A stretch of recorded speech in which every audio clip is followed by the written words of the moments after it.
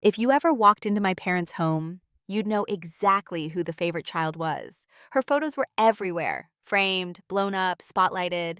From her ballet recital in fourth grade to her recent engagement in Paris, my sister Evelyn was the shining star, the success story, the daughter they showed off at dinner parties. And then there was me, Natalie. My pictures were in a dusty photo album somewhere in the basement, buried between Christmas cards and receipts. My name only came up when they needed an example of what not to do. I'm 32 now. I run a humanitarian nonprofit. We work in crisis zones, places most people wouldn't dare to step into. We build shelters, supply food, and fight for girls' education. It's exhausting, heartbreaking work, and it gives me more purpose than anything else ever could. But to my family, I'm just the one who moved around too much. You could have been a lawyer or at least married one, my mother once sighed as she rearranged Evelyn's engagement gifts on the mantel. But instead, you chose what? Digging wells in deserts? I stopped correcting them a long time ago. Growing up, it was always Evelyn who sparkled. She knew how to please. She got perfect grades, joined the right clubs, laughed at Dad's jokes. She wore pearls to breakfast and learned golf at 10 because that's what impressed his friends. I was the opposite. I wore mud on my boots, asked too many questions, and started fundraising for refugees in high school instead of joining the debate team. At family dinners, Evelyn would talk about her law school offers and internship at a senator's office. My parents would beam with pride.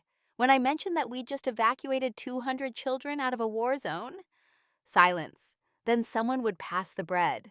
Still, I never blamed Evelyn. She did what was expected of her. She made them proud. I just made them uncomfortable. 3 months ago, she called to say she was getting married. A grand event. The social wedding of the year, according to Mom. I congratulated her, and she said rather coolly, "I'll let you know the details soon." The details never came. Weeks passed. No invitation, no call. When I asked Mom casually about the date and venue, she blinked like she just remembered I existed. "Oh, sweetheart, it's really going to be very formal. Mostly colleagues, donors, city officials. You'd probably feel out of place." Out of place.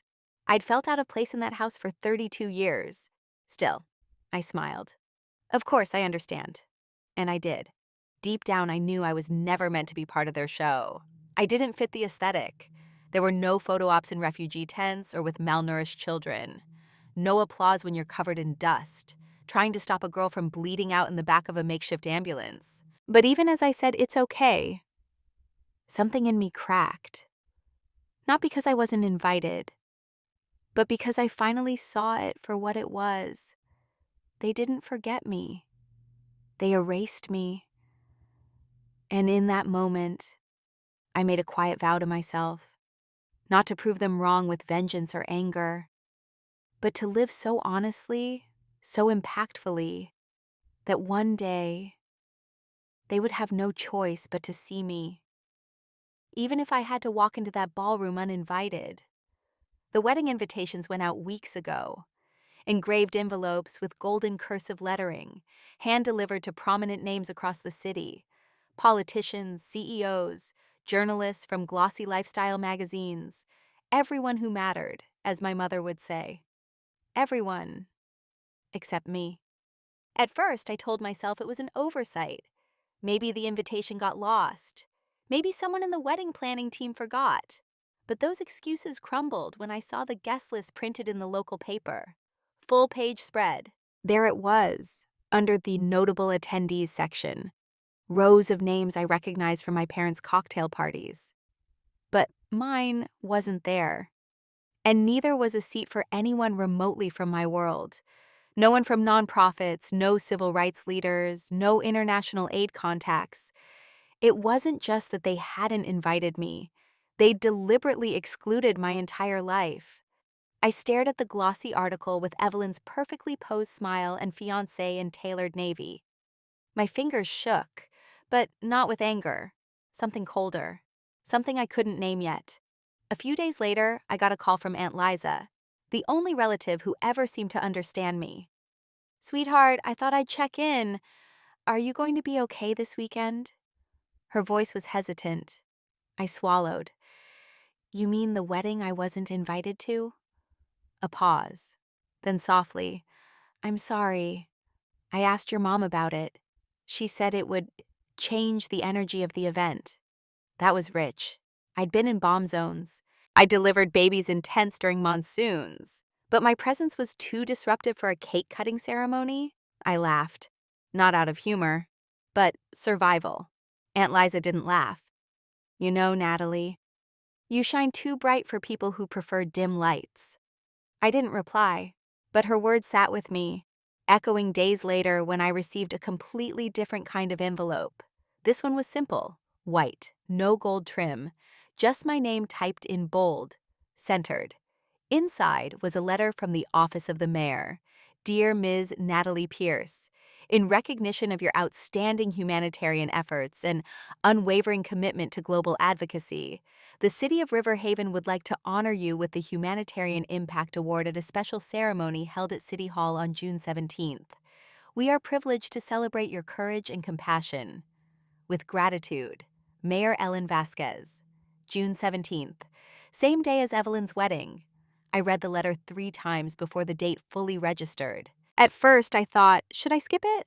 Would it seem petty if I accepted? But then I looked at the years behind me, the war zones, the trauma, the sleepless nights, the orphans I'd held until their fever broke, the hundreds of women who'd found safety because of our shelters, the girls now in school because I refused to give up. I thought about all the times my mother told me to tone it down, when my father rolled his eyes at my little missions. I thought about being 14 and standing up in church to talk about raising money for Syrian refugees, and hearing my dad mutter, "Why can't she just play piano like Evelyn?" And I decided I would go. I would stand in that chamber with mayors and leaders and strangers who had nothing to do with my blood, but everything to do with belonging. Not because I wanted revenge, but because that moment belonged to the girl who had kept going when no one clapped, who raised money with bake sales, who studied in tents, who built homes with her own blistered hands, who cried in silence because her mother never once said, "I'm proud of you." And when that ceremony ended, when the applause echoed in my chest and the cameras flashed, I knew what I'd do next. I would walk into that wedding, not to cause a scene, but to remind them, quietly, powerfully, that I wasn't someone to be edited out. I was someone who had changed the world. And even if they refused to acknowledge me as family, the world already had. The morning of June 17th arrived like any other. Gray skies over River Haven, the kind that felt heavy with something unsaid.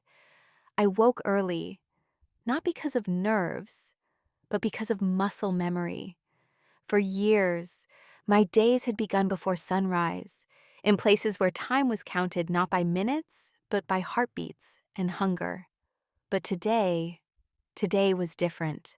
I stood in front of my closet, not quite sure what someone wears to receive a humanitarian award. Most of my clothes were practical: durable pants, breathable shirts, headscarves for desert winds. My fingers ran across a simple ivory dress I'd never worn, gifted years ago by a woman we helped in Lebanon. She had sewn it herself, pressing it into my hands with tears in her eyes. "So the world sees you the way we do." That's what I wore. No designer label, no glimmer, just dignity and cloth. The car sent by the mayor's office arrived precisely at 9:00 a.m. It was black, sleek, and felt completely alien to me. I'd spent so much of my life in rusted Jeeps and broken-down vans. It felt odd sitting in something where the doors didn't rattle. As we drove through downtown, I noticed the city was already buzzing. Florists carrying arrangements, streets blocked for Evelyn's wedding prep. I caught glimpses of red carpets and golden arches being set up outside the cathedral. It almost felt like we were competing for attention. But I wasn't here to win. I was here to be seen. At City Hall, I was met by Mayor Vasquez herself, a woman with warm eyes and firm hands. She greeted me like an old friend, not a stranger. "You've inspired thousands, Natalie," she said as we walked inside. "It's about time someone said that to your face." I didn't know how to respond. My throat tightened. The chamber was filled. Officials, reporters, students from local high schools, members of the nonprofit community. There was even a girl wearing a scarf identical to one we'd distributed at the border last year. I blinked twice, unsure if it was coincidence or fate. Mayor Vasquez took the podium first, her voice calm but certain. Today, we honor not wealth or status, but courage, not polished speeches, but action in the mud, not handshakes, but hands that build. She called me forward. I walked slowly, every step echoing in the marble chamber. They stood, all of them, an entire room, standing for the woman my own family said was nothing to be proud of. I don't remember everything I said when I reached the microphone. Something about resilience, about believing in humanity even when it hurts, about how the smallest acts of love can leave the deepest impact. But I do remember the tears on my cheeks, not from pride, from release. Years of being told I was too much or not enough dissolved in that standing ovation. In those clapping hands that had never held me, but now held space for me. After the ceremony, they gave me the medal, a delicate silver circle engraved with, "To the woman who went where others would not." There were interviews, flashing lights, students asking for photos, reporters asking about my next mission. But all I could think about was the wedding, the one where I had no seat, the one happening just a few blocks away. I looked down at the award in my hand and suddenly realized I didn't need an invitation. Because today, I hadn't just been recognized by strangers, I had been seen. And I knew with startling clarity that I had one more place to walk into. The cathedral where Evelyn's wedding was held was only 10 blocks from City Hall, but emotionally, it might as well have been another planet. Outside the tall iron gates, security was tight. Red carpets were rolled out like tongues of approval. Cameramen buzzed around like flies drawn to wealth. Guests in tailored suits and glittering dresses moved in choreographed elegance. They belonged. And according to the invitation list, I didn't. But the universe didn't need their permission. I stepped out of the car sent by the mayor's office, still wearing the ivory dress and the award now discreetly pinned to the side. My driver, the same one who had escorted me to City Hall, looked at me through the mirror and simply asked, "Would you like me to wait?" I shook my head. "No, I think I'll only need a moment." I didn't intend to make a scene. That was never my goal. But there was something inside me, perhaps the 14-year-old girl who had once been told to skip family portraits because her clothes didn't match, that needed to see this through. As I approached the entrance, one of the security staff stepped forward. "I'm sorry, miss, this is a private event." Before I could say a word, a voice behind him cut in. "Wait, are you Ms. Pierce?" I turned. A young event coordinator was looking at me, wide-eyed. She held a tablet and quickly scrolled through something, then gasped softly. "I just saw the news. You're the recipient of the humanitarian award this morning, right? Mayor Vasquez posted about it an hour ago. You're her, aren't you?" I smiled faintly. "Yes." The girl turned to the guard. "Let her in." He hesitated but stepped aside, and just like that, I was in. The main hall was breathtaking, pillars wrapped in white orchids, chandeliers dripping with crystals, and rows upon rows of seats filled with Riverhaven's finest. The air smelled of roses, power, and generational wealth. No one noticed me at first. I was just another woman in a pale dress. Until I wasn't. It happened in a strange ripple. Someone to the left recognized me, maybe from the live stream, or maybe from the news alert on their phone. Their eyes widened. They whispered something. Then another turned, and another. Like dominoes, faces shifted toward me with dawning realization. Some stood, then more. Within seconds, the entire room was rising to their feet. Not for Evelyn, not for her new husband, for me. It wasn't applause, not yet. It was silence so loud it hummed in my chest, the kind of silence people reserve for royalty or reckoning. Evelyn, standing near the altar, turned mid-laugh when she noticed the shift in energy. Her smile faltered, then froze. Our eyes met across a sea of flowers and frozen stares. She looked confused at first, then alarmed, as if she were watching a ghost arrive at her coronation. "My mother," seated in the front row, visibly stiffened. My father's mouth fell slightly open, and for once, he had nothing clever to say. I didn't walk to the altar. I didn't make a speech. I simply walked through the middle aisle, head held high as dozens of guests whispered, "That's her, the woman from the city ceremony this morning, the humanitarian, the award." And in that moment, they saw me, all of them, not as the other daughter, not as the disappointment, not even as family, but as someone who mattered. I made my way to the far side of the room, toward a quiet corner near the exit. I didn't need to stay. I had already taken everything I came for. I stood near the exit, beside a column of white lilies that tried to perfume the air heavy with tension. My heart beat quietly, steadily. No triumph, no vengeance, just calm. Behind me, the ceremony resumed in a slightly fractured rhythm, like someone had tried to patch a cracked vase with clear tape. The music returned. Evelyn's groom whispered something into her ear. She smiled, but the corners of her mouth didn't quite lift. I wasn't looking for a scene. I never had been. But I should have known my mother would come. She approached like she always had, with elegance dipped in ice. Her heels clicked with precision, her perfume arriving before her voice. "Natalie." I turned slowly. Her lips were tight. Her hands, clasped too neatly at her waist, gave her away. "You weren't invited," she said quietly, eyes scanning the room to make sure no one overheard. "This isn't appropriate." I met her gaze without flinching. "And yet, here I am." She breathed in sharply, then tried to shift her tone. "You could have called. You could have told us about that award. We would have acknowledged it. Maybe a note in the program or—" "A footnote?" I said.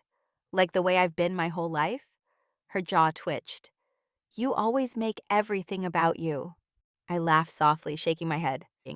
"Mom, this isn't about me. It's about what you wanted me to be." I looked around. This room, this show, you built it so carefully. Every flower, every smile, every guest chosen to mirror your idea of success. And I never fit into that frame. Her face flickered, just for a second.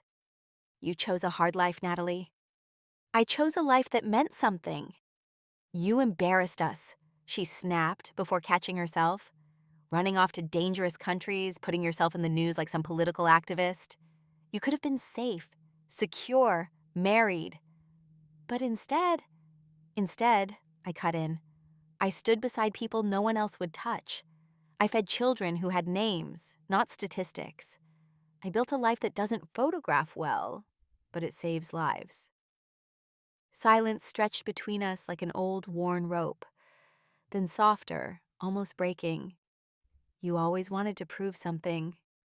I blinked. "I never wanted to prove anything. I just wanted you to see me." Her eyes shimmered then, but only for a breath. She turned her head quickly, composing herself. "Your father thinks you made this political, that you came here to make us look bad." I smiled. "I didn't come for you at all." She looked startled. "I came for the little girl who used to sit alone in her room while everyone else took family pictures. I came for the woman who built clinics out of tarps and plastic crates while you sent Evelyn flowers for passing her bar exam. I came for her, and she deserved this." My mother said nothing. Maybe she couldn't. Behind her, another figure approached. Evelyn. She looked as flawless as ever, gown cascading like a waterfall, diamonds at her throat. But her face was taut, her eyes scanning me the way a surgeon might study an anomaly. "Nice of you to drop by," she said flatly. I raised an eyebrow. "Don't worry, I won't stay." Evelyn folded her arms. "Was this your big moment? Steal the spotlight on my wedding day?" I let out a soft sigh. "This wasn't about you, Evelyn. Not everything always is." She laughed, cold, bitter. "You've always had a flair for drama." "No," I replied, meeting her gaze. "I just stopped hiding." And for once, she had no clever reply. I turned to leave. The ceremony was nearing its end. Applause followed the priest's final blessing, echoing through the cathedral. As I stepped out into the light, A cool breeze lifted the hem of my dress. A group of strangers, guests, perhaps, or simply people who recognized me, nodded in quiet respect as I passed. I didn't look back, because for the first time in my life, they were the ones left behind. I hadn't planned to make headlines, but by the time I returned to my apartment that evening, shoes in hand, the hem of my dress still dusted with cathedral gravel, my phone was vibrating nonstop. Texts, missed calls, tags on social media. My inbox had flooded. I poured a glass of water, sat down by the window, and finally opened the first notification. Humanitarian honoree crashes socialite wedding and steals the room. That was the headline from the River Haven Journal, alongside a photo of me walking down the wedding aisle, guests standing, staring, stunned. Another article followed, this time from Global Voices. The woman who wasn't invited and walked in anyway. Within hours, it went international. News sites began connecting the dots between the city's award ceremony that morning and the uninvited appearance at one of the most high-profile weddings of the year. Clips from my speech at City Hall were circulating. People were sharing quotes, highlighting my years in war zones, the shelters we'd built, the schools we'd opened in bombed-out cities. But the real twist, the part that made it go viral, wasn't just what I'd done. It was who didn't acknowledge it. One tweet read, "Imagine building clinics in conflict zones while your family throws a wedding and pretends you don't exist. Natalie Pierce is the definition of grace under erasure." Another, "She didn't come to make a scene. She came to remind people that dignity doesn't ask for permission." By morning, Natalie Pierce was trending across platforms. I turned on the news. There it was, footage from the ceremony, side by side with video from the wedding. Anchors were commenting on the contrast, the genuine applause from City Hall versus the stiff, stunned silence of the wedding crowd. Journalists were requesting interviews. Universities wanted me to speak. 3 podcasts left voice notes begging for exclusives. And somewhere, deep in all of it, a message from my father. Just one sentence. "You should have told us first." I didn't reply, because the truth was, he never asked. But not all messages were cold. Some were from old classmates, people I hadn't heard from in years. "I used to be jealous of Evelyn, not anymore. My parents made me watch your speech. They said, 'Now that's what success looks like.' You made me feel like the parts of me that never fit still matter." That last one broke me. I sat there, award still resting quietly on my bookshelf, and wept. Not from pride, not even from validation, but from release. For years, I had carried the weight of not being enough, for my family, for their parties, for the narrative they curated. I had bent myself into silence just to survive their dinner tables. And now, strangers, complete strangers, were saying the words I never thought I'd hear. "We see you." Later that afternoon, Aunt Liza called. "I told your mother," she said, "that silence has a cost, and now the world's hearing what she refused to listen to for 32 years. I didn't gloat. I didn't rub it in. Instead, I asked something quieter. "Do you think Evelyn's okay?" Aunt Liza paused. "She's embarrassed. But more than that, she's exposed. For once, she can't hide behind being the perfect one." I nodded slowly. "It was never about taking her spotlight," I said. "I know, sweetheart," she replied, "but you found your own, and it's a light she can't stand in without being honest." We sat in silence, both knowing some things may never be mended. And maybe they didn't have to be. That night, I stood by my window as the city glowed below. Somewhere across town, my family was probably dissecting headlines, spinning stories, trying to reclaim control of the narrative. But they couldn't rewrite this one, because I had finally told my own. 3 days after the wedding, I woke up to an email with a subject line that simply read, "World Forum 2025, Keynote Inquiry." I thought it was spam, but when I opened it, my breath caught. It was from the Global Women's Alliance, an international coalition that organizes one of the largest humanitarian and leadership forums in the world, attended by heads of state, UN delegates, Nobel laureates, and grassroots changemakers alike. Dear Ms. Pierce, in light of your extraordinary impact and the attention surrounding both your humanitarian work and recent public recognition, we would be honored to invite you as a keynote speaker for our upcoming World Forum. We believe your voice, rooted in compassion, resilience, and clarity, is exactly what this moment in history demands. They didn't want a soundbite. They wanted my story, my voice, not as Evelyn's sister, not as someone who could have been more if she had just followed the plan, but as Natalie Pierce, the woman who showed up, stood her ground, and kept building where others looked away. I reread the email 4 times, not out of disbelief, but out of something new, something called peace. By noon, the news had already hit media outlets. Headlines popped up again, this time with a new tone. From erased to empowered, Natalie Pierce to headline World Forum. Humanitarian who made headlines at sister's wedding steps onto global stage. The voice we should have listened to sooner. I should have felt overwhelmed, but I didn't. For the first time in years, things felt aligned. My nonprofit's inbox lit up with partnership requests. Universities offered honorary degrees. We had to hire 3 new volunteers just to handle press inquiries. But more importantly, donations surged. We raised enough in 4 days to open 2 new women's shelters in conflict zones we'd been waiting months to access. That meant safety, beds, clean water, hope.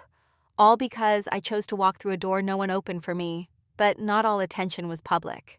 On the 5th day, I got another message from Evelyn, short, to the point. We need to talk. Privately. I didn't respond immediately. I needed time. Not out of spite, but out of protection. For myself. I went for a walk.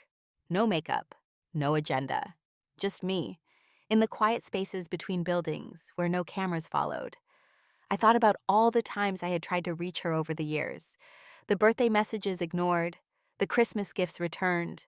The time I flew home from Lebanon and asked if she wanted to grab coffee. Only to be told she was too busy preparing for her law firm's gala. Now she wanted to talk. And part of me wanted to listen. Not because I needed closure, but because I had nothing left to prove. Back at home, I finally replied, I'm open, but I won't pretend nothing happened. Her answer came a few hours later. Neither will I. It wasn't an apology, but it was something. That night, as I packed for Geneva, where the forum would be held, I paused in front of the mirror. The same ivory dress hung behind me, the one from the award ceremony, the one I'd worn into the wedding.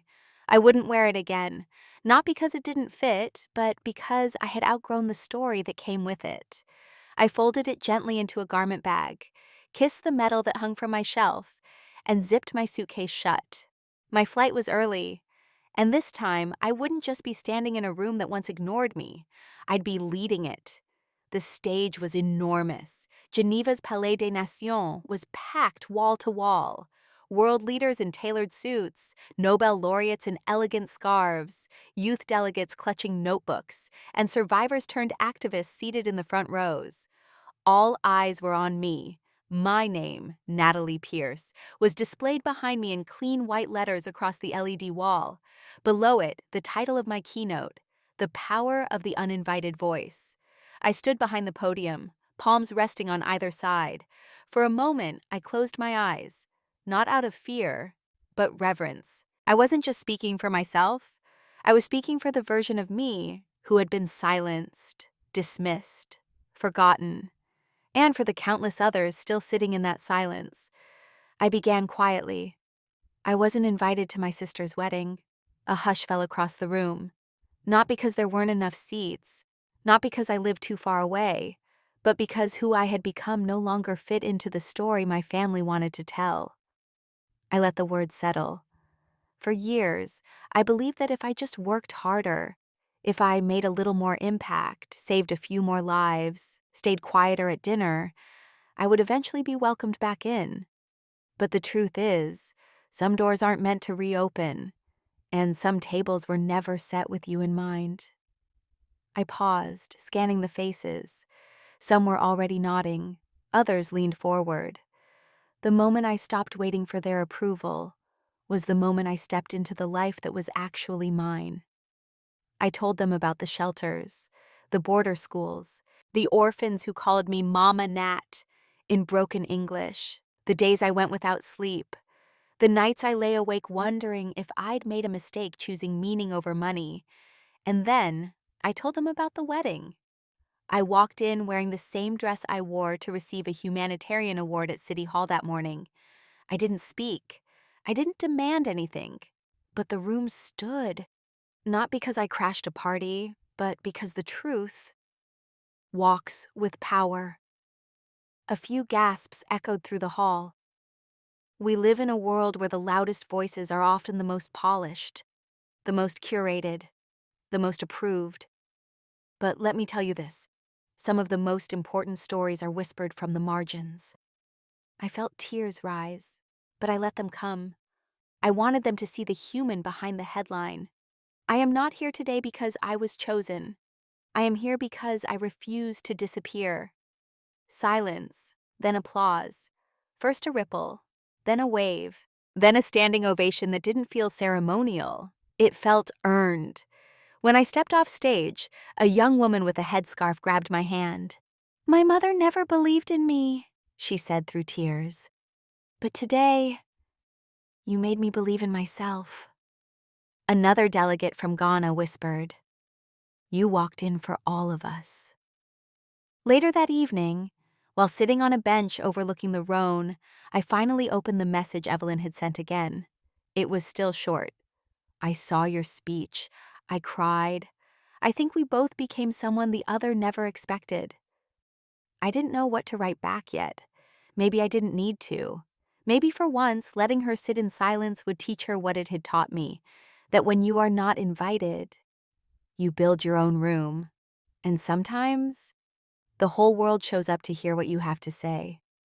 3 weeks after Geneva, I returned to River Haven. Not because I missed it, not because someone asked me to, but because I was finally strong enough to walk through that front door without shrinking. I didn't bring cameras, I didn't wear the medal, I didn't even tell anyone I was coming. This visit wasn't for them, it was for me. The Pierce family home looked exactly the same. Red brick, white shutters, the garden sculpted into polite perfection. A house that had always looked welcoming in photos, but never felt safe in real life. I stood at the steps for a long moment before ringing the bell. My mother answered. She looked older than I remembered. The tightness around her eyes had softened into something weary. She didn't act surprised to see me. Maybe she'd been expecting this. Maybe she'd been dreading it. "Natalie," she said quietly. "Hi, Mom." She stepped aside. No dramatics, no hugs, just space. I walked through the hallway lined with framed photos. Evelyn's wedding, Evelyn at law school, Evelyn shaking hands with local officials. Nothing had changed there. But then, I saw it. A new photo, tucked near the end of the hallway. It was me, on stage in Geneva, mid-speech. Below it, the plaque read, "Natalie Pierce, World Forum Keynote 2025. I stopped, my throat caught. "I didn't put it there," Mom said behind me. "Your father did." I turned. "Why?" She hesitated. Then, "He said we couldn't pretend anymore, that what you've done matters more than we ever gave it credit for." I didn't answer. Not yet. We sat in the kitchen. She made tea. Chamomile, like always. I didn't want to talk about awards or headlines. I wanted to talk about the girl I used to be. "I used to wait for you," I said quietly. After my school presentations, every time I read something out loud in class, I'd check the audience for your face. My mother looked down at her hands. "You were always so serious," she whispered. "So intense. I didn't know how to handle it. Evelyn was easier." "I wasn't asking to be easy," I replied. "Just to be enough." Tears welled in her eyes. "I'm sorry, Natalie. I don't know if that fixes anything, but I am. It didn't fix everything, but it loosened something." She reached across the table, gently placed her hand over mine. You don't have to come back. Not unless you want to, but if you do, there will be space now." I nodded slowly. "I won't make myself small to fit." She smiled painfully. "Good. Don't." The next day, I visited the old park where I used to sit and write in journals, stories no one read, thoughts no one heard. This time, I wasn't alone. A girl maybe 16 recognized me. She came over hesitantly. "Are you Natalie Pierce?" I nodded. She smiled shyly. "I watched your speech with my mom," she cried. "And I write too. But I used to think it wasn't worth anything." "It is," I said, "even if no one claps." When she sat beside me, and we talked for nearly an hour about fear, about silence, about finding your own voice when the world tells you to echo someone else's. That night, I wrote in my journal again. I came back not to be welcomed, but to reclaim the space I used to fold myself into. Not to reopen old wounds, but to show myself how far I've healed. Not to get love, but to give myself peace. I wasn't Evelyn, and for the first time I didn't want to be. A month after returning from Geneva, and 2 months after the wedding that changed nothing and everything, I stood in the doorway of a new space. It wasn't grand like City Hall. It wasn't adorned in orchids like Evelyn's cathedral wedding. It didn't have marble floors or photographers or chandeliers. It was a building in a quiet part of town, modest, 2 stories, sun-worn brick. But to me, it was the most important room I'd ever walk into. Because this one, I built with my own hands. Our nonprofit had just secured the lease. It would be a women's resource center, a place for girls with nowhere else to go. For women rebuilding their lives after war, poverty, abandonment. For anyone who had once been made to feel like they didn't belong. I ran my fingers across the wall where we'd hang the mission statement. A mission born not from policy, but from pain. That morning, I gave the opening speech to a small crowd. No fanfare, no podium, just volunteers, local partners, and a few of the women we'd helped over the years. Faces that had seen the worst and still found a way to keep going. I told them, "The most dangerous lie is not that you are unworthy. It's that you must wait for someone to validate your worth. A seat at the table, a title, a name in gold lettering. But sometimes you weren't forgotten. You were never meant to be seated at their table, because you were always meant to build your own." Afterward, one of our volunteers, Asha, a survivor of trafficking, gave me a small wrapped gift. I opened it to find a key on a ribbon. "I saved this for you," she said. "It belonged to the first shelter we built together, the one with the leaky roof and 2 working toilets." I laughed, my eyes blurring. "We boiled rice with an electric kettle in that one," she grinned, "and saved lives doing it." That night, back in my apartment, I sat with the key in one hand and a journal in the other. I wrote something I hadn't been able to say out loud until now. I forgive them. Not because they asked, not because they deserve it, but because I refuse to carry their blindness one step further. Their silence is no longer my burden to translate. I have too many voices to amplify that were never heard at all. I no longer needed Evelyn to acknowledge me. I no longer waited for my mother's pride or my father's approval. Because I saw myself. Because I stood when no one else did. Because I walked into a room they said I didn't belong in. And left it changed. And maybe, just maybe, that's the real revenge. Not spite, not spectacle, but success that needs no permission. In the weeks that followed, I continued the work, quietly, consistently. We opened another shelter. We launched a scholarship program in my name, which I immediately renamed after the women we served. The Natalie Pierce Foundation quietly disappeared into something bigger than me, just as I always wanted. One night, months later, I received a letter, handwritten, no signature, but I knew the handwriting. "You were right. I spent so long performing perfection I didn't realize I'd forgotten who I was. You walking into that wedding didn't ruin anything. It reminded me what courage actually looks like. I'm learning, Slowly, but I'm trying. E. I smiled, folded the letter, slipped it into a drawer, and moved on. To those watching my story, if you've ever been the one left out of the photo, if your voice was too loud, too soft, too bold, too different for your family to understand, if you've ever sat in the corner of a celebration and wondered if you mattered, you do. You always did. And maybe no one stood for you yet. But walk in anyway, because one day the world will rise, not for the title behind your name, but for the truth in your walk.